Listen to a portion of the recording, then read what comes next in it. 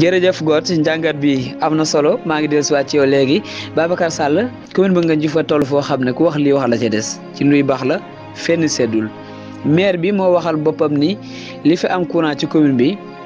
fukki dëkk ak juróom lay tollool ci téeméeri dëkk ak juróom-ñaar xam nga lim boobu néew na dafa am sax lu askan wi fàttey maanaam ñaata dëkk la ci maire bi taxaw ba ñu am courant loolu lu mat a xalaat la. am na ci dëkk yoo xam ne am nañu courant waaye tàkk li amuñu sax ay porte yu leen sampal la ñu am loolu nañ ko bàyyi xel bu baax a baax mais Babacar tolluwaay boobu tamit ci wàllu courant soo ci doon jàngat nu mu tëddee. Mamor yi jàngat bi ma ci am bu simple lay doon ndax fi ñu toll fi jamono toll muy le 3e millénaire du 21e siècle tey ji yaakaar naa ni fenn ci àdduna mënuñoo jël une commune boo xamante ne si ñu ni la 107 villages la ñu ni la bu ñu jëlee en matière de pourcentage 14 villages kese ñoom ñoo ci am courant mooy c'est-à-dire téeméer boo jël fukki dëkk ak ñeent ci am courant maanaam loolu c'est inexplicable loolu man damay rus sax di ko man di ko wax pour ñu di ma dégg bu fekkoon dëkk yi nga xamante ne si yëpp am nañ courant muy juróom yi wax yëpp am nañ courant bu normal am nañ poteau ba ñëpp a ngay tàkkale. bu boobaa lay nekk téeméer boo jël fukki dëkk ak ñeent ñoom ñooy am courant tel n'est pas le cas fukki dëkk ak juróom yooyu yëpp ñu wax sax ñëpp tàkkalewul kon pourcentage bi day gën a wàññeeku maam gën a faible ma yokk ci wenn comme li Got tontu noonu muy lu am solo mu ni pour ñu mën a am ay conseils yoo xamante ne si yu compétent la ñu doon di wër maire liggéey bi di avancer ni ñu ko bëggee mooy dañoo war di bàyyi dëkk yi ñuy choisir conseils yi nga xam si moom moo leen di représenter. mais pas que parti politique bi mooy choisir nit ci dëkk ba foofu moom dama fi laal baaraam mooy ñi nekk ci pouvoir bi ñi nekk ci opposition bi ñëpp laay wax foofu mooy conseil yi bu ñu bëggee maanaam li nga xamante si moom lañ itteewoo dëgg ci développement ci commune bi ñu di ko am mooy dëkk bu ñu ñooy choisir ndaw li nga xamante si moom moo leen di représenter ci commune bi mais pas que parti bi mooy décider ka ko fay nekkal loolu lu am solo la kon maanaam bu ñuy defaat jàngat. kon politiciens yi war nañoo bàyyi maam dëkk bu ci nekk ñu tànn ki ñu bëgg mu teewal leen ci commune bi représenté leen fa bu ko defee bu boobaa yaakaar naa ni kooku jafe-jafe dëkk bi kese moom moo koy tax a jóg mais du fi boppam. jërëjëf Babacar Sall ci njàngat bu am solo boobu xam naa dama lay jox bi la laaj rek. laaj bi mooy maire bi ak as bi mu am mag la ndax mi ngi fi bëgg a def fanweeri at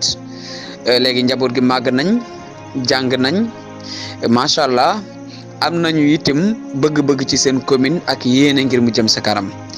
est-ce que tamit amoo gis-gisu bés maire bi wax ni moom du demaat élection waaye day bàyyi njabootam ñu dem ndax ñun ñëpp njabootam lañ su ko defee moom mu dem retraite bàyyi ni nga xam ne rek ñoom ñooy njaboot gi ñu doxal mën a feeñal seen yéene ci commune bi waaw wala déet lu doon sa gis-gis foofu. jërëjëf Mamor yi ci question bu amati solo boobu muy monsieur le maire ak âge bi mu am ndax bis mën naa jot mu ni élection yi di ñëw duma ci demaat parce que sama âge duma ko may kon damay bàyyi ndaw yi ñu doxal waaw foofu de d'une part monsieur le maire mën na ko def mais d'autre part mën na dem élection ba pare bu li tax ma wax loolu mooy bu fekkee am na ku ko doy ci entourage am koo xam ne gis na ni taxawaay bi mu taxawee woon kooku mën na koo taxawee te du ci yàq dara koo xëy na yaakaar naa monsieur le maire pour mu def ko du jafe mais tey jii parfois de même boo bëggee bàyyi ndax di nga am koo xam si sa entourage la yaa ko formé ci politique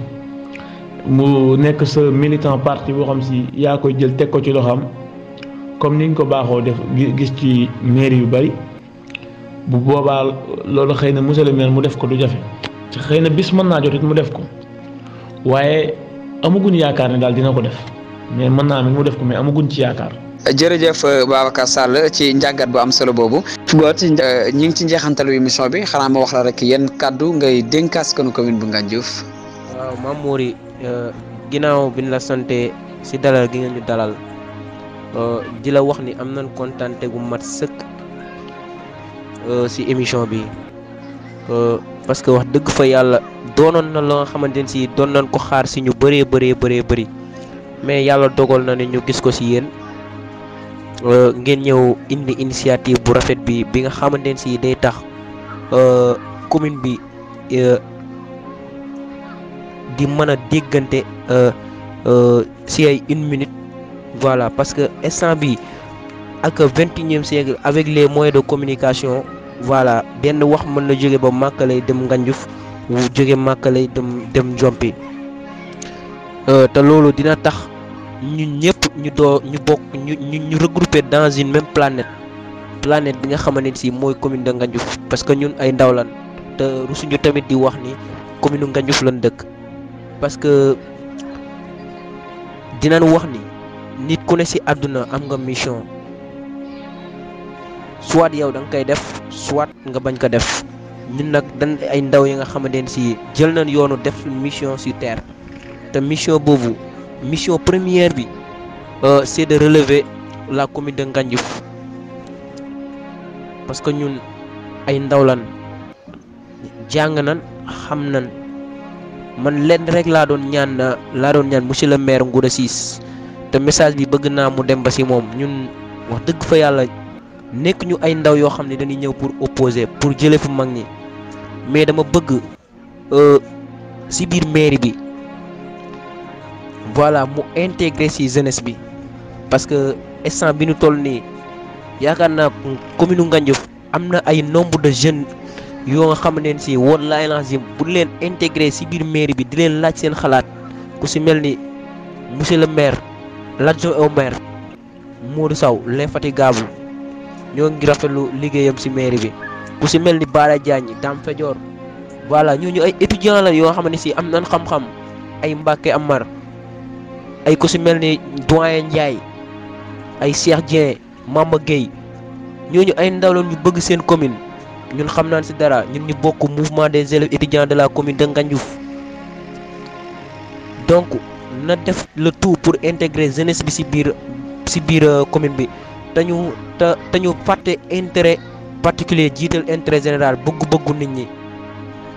man yaakaar naa loolu suñ ko defee rek commune bi dina jëm kanam, benn commune dootuñu ñee wala lazim fu mu mën di dem ñun étudiants yi bu étudiant commune de Ngandiouf on est intelligent, am nañ xam-xam macha allah, donc lenn rek moo des suñu xam-xam boobu ñu dem use ko suñu parents yi xam ne ñun kat voilà jàng ñu woon dañ doon jàng taxawaalu ñëw na université di fi taxawaalu, parce que on a des juristes, on a des géographes, on a des techniciens de surface, on a des informaticiens, on a tous les potentialités, voilà. Donc lenn rek moo des benn appui ci mairie bi te surtout li may wax mooy ñun tollu nañ benn instant boo xamante ni dépendre tul ci ay ñaaxin ay cilmaxa wala ay lii. ñun suñu dëkk ñun ñoo koy defaral suñu bopp, ñun jeunesse bi ñoo koy defaral suñu bopp. Pourquoi pas installer une conseil communal de la jeunesse, une conseil communal de la jeunesse de Ngandiouf, renfermer ay jeunes, ay yeneen jeunes dëkk ay genre yi ñaaxin yooyu ñëwatuñ fii pour diriger ñu, ñun mën na diriger suñu bopp. Voilà loolu léegi laa doon ñaan monsieur le maire mu jàppale na ci bu baax a baax te xam ne ñun ñëpp ñoo bokk benn bëgg-bëgg. wala régime merci encore une fois Mamori, merci encore une fois. yal na yàlla def chaîne YouTube bi dem ba doon ab télé première chaîne de la commune de Ngandiouf, voilà merci merci. jërëjëf God Dieng dellu yaa mbégte mu yaatu rek ci sa teewaay fii, waaye tamit kàddu yu am solo yi nga xam ni yëpp yëkkati nga ko fii ñu koy rafetlu bu baax a baax. di bàyyi Babacar Sall rek mu tëj moom it ay kàddoom. Babacar. message bi nga xam ne nag moom lay tëjee damay commencer di remercier monsieur God Dieng mi nga xam ne moom lañ bokkal plateau bi, waaye di la jaajëfal yow mi nga xam ne yaa ñu invité tey. waaye di jaajëfal mboolem mbokk yi nga xam ni rek ñooy topp jotaay bi di Ngay Tàggaat TV,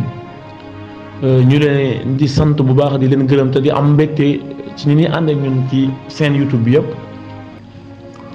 waaye te di jaajëfal monsieur Bara Diagne mi nga xam si jaar na fi ci émission yi passé ak monsieur Alioune Leye, waaye nag di nuyu suñu xarit monsieur Modou Sow, mais monsieur Bara Diop aussi. nga xam ne ñoom ay ñaari leader politique leen, kii nekk au pouvoir kii nekk ci opposition bi, ñoom ñaar ñëpp di ay ndaw ñoo xam ne ku bëgg commune bi lañ, mais xëy na incha allah du yàgg ñu am lañ ci plateau bi ko defee ñu gën a développé ak ñoom ñu ngi koy sàkku ci ñoom ñaar ñëpp pour ñu ñëw ànd ak ñun jotaay bi ñu ngi koy sàkku bu baax ci ñoom. li ci topp nag mooy ndaw yi ci commune bi yëpp ñu joxante loxo te xam ni commune bi ñun ñoo ko bokk te dañ ne lu ñëpp bokk kenn du ko pàccoo dañ koy péncoo kon dafay jot maanaam ñu def li nga xam si mooy débat d'idées parce que lii ñuy def nii ci groupe fii nii Nguénié TR TV débat d'idées la mooy kenn ku ne da ngay indi sax xalaat ñu boole xalaat yooyu yëpp maanaam tëgg ci loo xamante ne si ci leen di liggéey li nga xam ne mooy développement commune bi gis nañ ni jeunesse bi nga xam si ñoo nekk ci commune bu Ngandiouf amul benn commune boo xamante ni si fi ñu toll nii yaa leen ëpp xam-xam wala yaa leen ëpp mën-mën parce que am nañ ay économistes yu am xam-xam ñu ngi ci commune bi ay géographes yoo xam si lu maîtriser la ñuy def lan di profité loolu sax ci doyen Omar Ndiaye nga xam ni. tey jii sem bi mu nekk rek ma nga fay def liggéey bu am solo ci wàllum reboisement yooyu mi ngi ciy def lu am solo di profité waale foofu mooy di wax ni suñu informaticiens yi kon tey jii lépp luñ bëgg a def ci commune bi rek tey jii am nañ koo xam si mën na ko kon nga yaakaar ne est-ce que bu nu toogoon dajalee yooyu yëpp loolu nag dama ci profité pour lancer ci message ku mel ni Dame Fedior nga xam ne mooy président ASN élèves ak étudiants de la commune de Ngandiouf nga xam ni loolu moo lëkkale mboolem intellectuel yi nga xam si ñoom ñoo nekk ci commune bu Ngandiouf kon ñooñu war nañ cee am benn taxawaay boo xam si war nañ ko cee def pour ñu mën a jéem a ñëpp maanaam def massification yëpp mën a réunir maanaam suñu compétence yi nga xam si am nañ ko ci commune bi ñu jéem leen a réunir di tënk loo xamante ni si bis bu ñu ko tënkee mu nekk ay projets yoo xam si ci fànn yëpp bis bu ñu ko appliqué ci commune bi. maanaam boobaa dina indi avancement bu am solo ca bu boobaa du yem ci maanaam comme ça maire bi fi nekk yooyu mais processus la boo xam day continuer parce que fii nii les personnes passent mais les institutions restent et demeurent kon toujours rek li ñuy tënk bu ci kenn nekk mu nekk njariñul kenn ci ñun waaye na nekk njariñul population bi yëpp loolu moom moo am solo ci yaakaar naa ne bu ñëpp nu àndee doon benn loolu dinañ ko mën kon daal maa ngi lancé waat appel. que monsieur Modou Sow bi nga xamante ne si moom moo nekk adjoint au maire mu yaatal dënnam ca jéem a fexe coordonner jeunesse bi yëpp ñoom képp koo xam si am nga xalaat boo xam si war naa mën a développer rek moom mu jéem a waxtaan ak jeunesse bi jéem leen a xëcc maam pour ñu jox ko information yooyu pour ñu mën ko def